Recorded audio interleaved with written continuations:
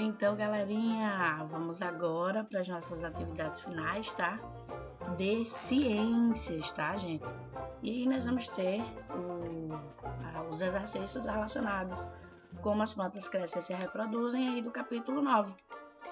E a primeira questão fala assim: observe a imagem, o que está acontecendo? Então, a gente está vendo uma borboleta aqui com uma flor e olha só, o inseto ele está se alimentando, a borboleta, né?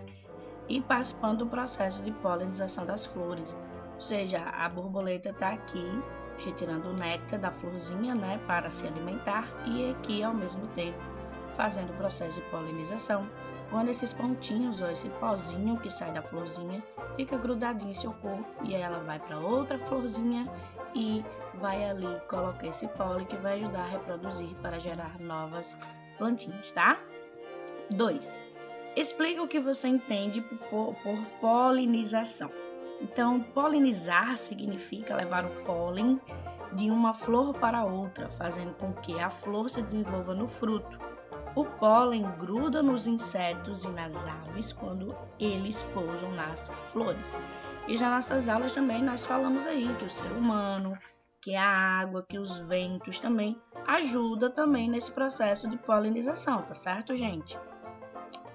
3. Por que os frutos são importantes para a reprodução das plantas? Os frutos são importantes porque contribuem para a dispersão das sementes que dão origem às novas plantas, ou seja, elas vão aí dispersar, distribuir essas sementes para que possam aí gerar novos seres, né? Na próxima página 358 nós temos a questão 4, fala assim: cite 3 plantas que se reproduzem a partir de sementes. É uma resposta pessoal e aqui existem algumas possibilidades, como a manga, o abacate, girassol, feijão, milho e etc, tá? Na questão 5, pede para você fazer um desenho mostrando como a dispersão das sementes acontece. Então, você poderia fazer assim, ó, as sementes podem se dispersar pelo vento ou podem ser espalhadas com a ajuda dos animais. Os desenhos podem também mostrar que animais comendo os frutos, por exemplo, tá? Então, seus desenhos podem ter mais ou menos essa ideia, ou você pode criar aí do seu jeitinho, tá? Como você entendeu. Questão 6. Escreva V para verdadeiro e F para falso. Então, você teria o seguinte: a primeira seria falsa e a segunda verdadeira. Por quê? Porque a primeira é falsa. Todas as plantas têm flores e reproduzem da mesma maneira. Isso é correto? Não, a gente aprendeu que nem todas as plantas elas produzem flores, então essa parte aqui é o que torna essa afirmativa falsa, tá? Algumas plantas não têm flores nem sementes. Verdadeiro, a gente estudou justamente isso, então aprendemos que existem aí vários tipos de seres, uns com e outros sem flores ou sementes, tá? 7. Como é o processo de reprodução das plantas que não têm flores ou sementes? Então, olha só, as plantas que não têm flores ou sementes podem se reproduzir por meio dos esporos, ou seja, dos troncozinhos também, dos galhos, das mudinhas, tá? Então, essas plantas elas vão ter outro meio de reprodução, tá bom? Não vão nascer necessariamente aí da semente, tá? Na próxima página, 359, nós temos o seguinte: indique com lápis vermelho onde se localizam os esporos das plantas da imagem a seguir. Então, olha só, o que a gente tem aqui como esporos? São justamente essas partezinhas aqui, ó, os soros, né, que nós temos aqui, circulados aqui, ó, da plantinha, tá? Não circulei todos, mas seriam todos esses aqui, tá, gente? Então, é a partir daqui que é possível se originar aqui novas plantinhas aqui, tá, gente? Aí tem na questão 9, explique a reprodução por meio de esporos. Os esporos funcionam como sementes, mas não aceitam a polinização para germinar.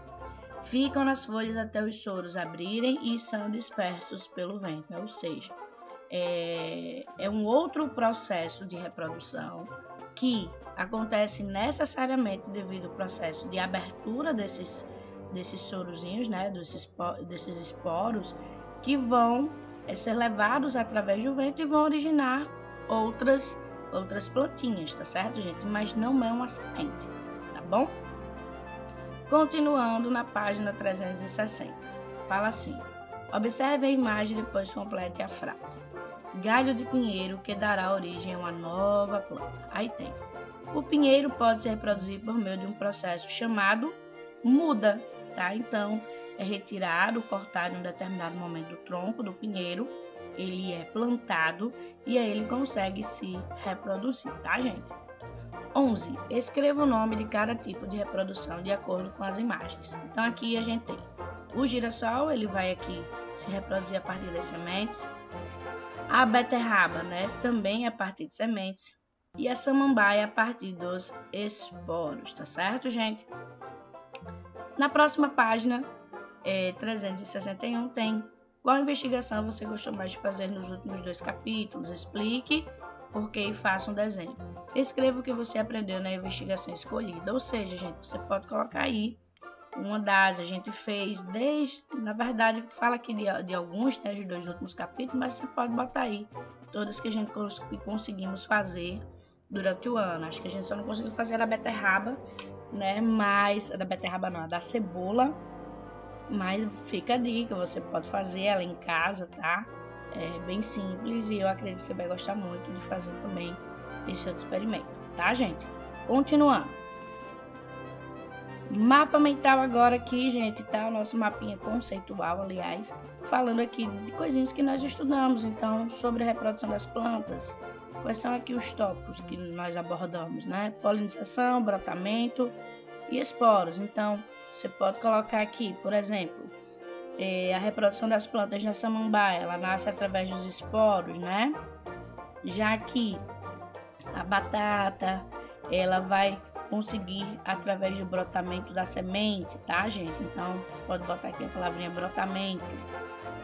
E nós temos aqui a abelhinha, né, no processo de polinização, tá, gente? E aqui a parte do eu aprendi, tá? O que é que você conseguiu aprender aqui, você vai marcar também de uso pessoal. E é isso, galerinha. Cheiro, tchau!